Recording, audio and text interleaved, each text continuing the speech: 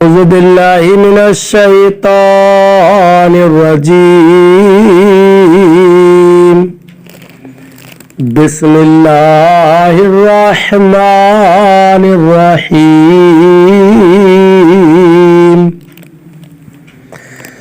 ولا يحسبن الذين يبخلون بما آتاهم الله من فضله هو خيرا لهم بل هو شر لهم سيطوقون ما بخلوا به يوم القيامة ولله ميراث السماوات والأرض والله بما تعملون خبير.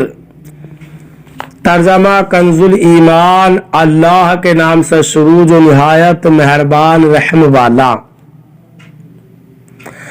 اور جو بخل کرتے ہیں اس چیز میں جو اللہ نے انہیں اپنے فضل سے دی، ہرگز اسے اپنے لیے اچھا نہ سمجھیں بلکہ وہ ان کے لیے برا ہے. ان قریب وہ جس میں بخل کیا قیامت کے دن ان کے گلے کا توق ہوگا، اور اللہ ہی وارث ہے آسمانوں اور زمین کا، اور اللہ تمہارے کاموں سے خبردار ہے.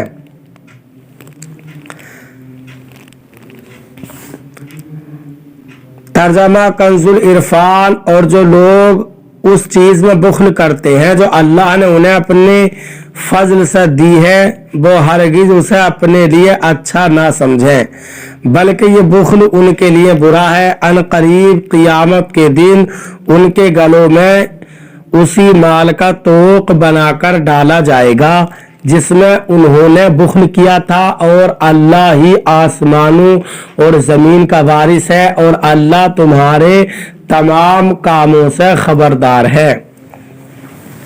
الذین یبخلون، وہ جو بخل کرتے ہیں. اس آیت میں اللہ تعالیٰ کی راہ میں مال خرچ کرنے میں بخل کرنے والوں کے بارے میں شدید وعید بیان کی گئی ہے، اور اکثر مفسرین نے فرمایا کہ یہاں بخل سے زکوٰۃ کا نہ دینا مراد ہے. اللہ تعالیٰ ارشاد فرماتا ہے والذین یکنزون الذهب والفضة ولا ينفقونها في سبيل الله فبشرهم بعذاب أليم يوم يحمى عليها في نار جهنم فتكوى بها جباههم وجنوبهم وظهورهم هذا ما كنزتم لأنفسكم فذوقوا ما كنتم تكنزون. سورہ توبہ آیت نمبر 34 تا 35. ترجمہ. اور وہ لوگ جو سونا اور چاندی جمع کر رکھتے ہیں اور اسے اللہ کی راہ میں خرچ نہیں کرتے، انہیں دردناک عذاب کی خوشخبری سناؤ. جس دن وہ مال جہنم کی آگ میں تپایا جائے گا، پھر اس کے ساتھ ان کی پیشانیوں اور ان کے پہلوؤں اور ان کی پشتوں کو داغا جائے گا، اور کہا جائے گا یہ وہ مال ہے جو تم نے اپنے لیے جمع کر رکھا تھا، تو اپنے جمع کرنے کا مزہ چکھو.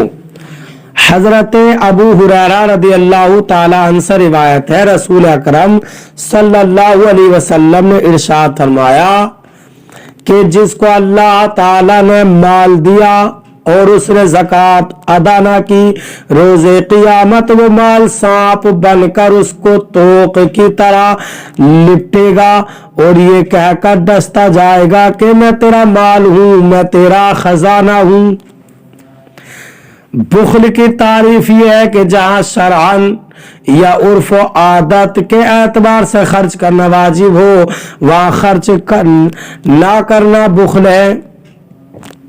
زکوٰۃ، صدقہ فطر وغیرہ میں خرچ کرنا شرعاً واجب ہے، اور دوست و احباب، عزیز و رشتہ دار پر خرچ کرنا عرف و عادت کے اعتبار سے واجب ہے.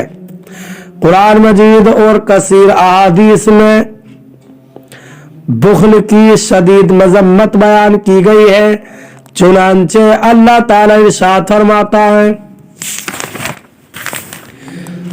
ہا انتم ہؤلاء تدعون لتنفقوا فی سبیل اللہ فمنکم من یبخل ومن يبخل فإنما يبخل عن نفسه والله الغني وأنتم الفقراء وإن تتولوا يستبدل قوما غيركم ثم لا يكونوا أمثالكم۔ سورہ محمد آیت نمبر 38 ترجمہ۔ ہاں یہ جو تم لوگ ہو تم بلائے جاتے ہو تاکہ تم اللہ کی راہ میں خرچ کرو، تو تم میں کوئی بخل کرتا ہے اور جو بخل کرے وہ اپنی ہی جان سے بخل کرتا ہے، اور اللہ بے نیاز ہے اور تم سب محتاج ہو، اور اگر تم منہ پھیرو گے تو وہ تمہارے سوا اور لوگ بدل دے گا، پھر وہ تم جیسے نہ ہوں گے۔ حضرت ابو ہریرہ رضی اللہ تعالیٰ عنہ سے روایت ہے، حضور اقدس صلی اللہ علیہ وسلم ارشاد فرمایا، آدمی کی دو عادتیں بری ہیں، ایک بخیلی جو رلانے والی ہے، دو بزدلی جو ذلیل کرنے والی ہے۔ حضرت ابو ہریرہ رضی اللہ تعالیٰ عنہ سے روایت ہے، رسول اکرم صلی اللہ علیہ وسلم ارشاد فرمایا، مالدار بخل کرنے کی وجہ سے بلا حساب جہنم میں داخل ہوں گے۔ حضرت عبداللہ بن عمر رضی اللہ تعالی عنہما سے روایت ہے، نبی اکرم صلی اللہ علیہ وسلم نے ارشاد فرمایا، کوئی بخیل جنت میں نہیں جائے گا۔ حضرت ابو ہریرہ رضی اللہ تعالیٰ عنہ سے روایت ہے، نبی اکرم صلی اللہ علیہ وسلم نے ارشاد فرمایا، بخیل اللہ تعالیٰ سے دور ہے، جنت سے اور آدمیوں سے دور ہے، جبکہ جہنم سے قریب ہے۔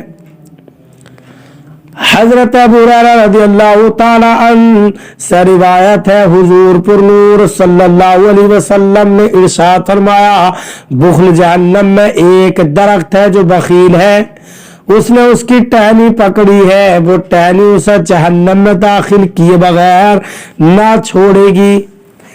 بخل کا علاج یوں ممکن ہے کہ بخل کے اسباب پر غور کر کے انہیں دور کرنے کی کوشش کریں، جیسے بخل کا بہت بڑا سبب مال کی محبت ہے، مال سے محبت نفسانی خواہش اور لمبی عمر تک زندہ رہنے کی امید کی وجہ سے ہوتی ہے، اسے قناعت اور صبر کے ذریعے اور بکثرت موت کی یاد اور دنیا سے جانے والوں کے حالات پر غور کر کے دور کرے۔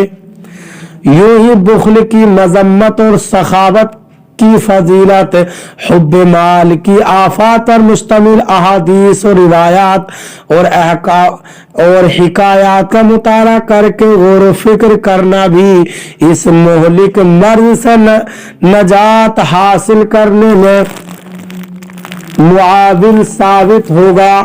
اللہ تعالی ہمیں قرآن پاک پر صحیح معنی میں عمل کرنے کی توفیق عطا فرمائے۔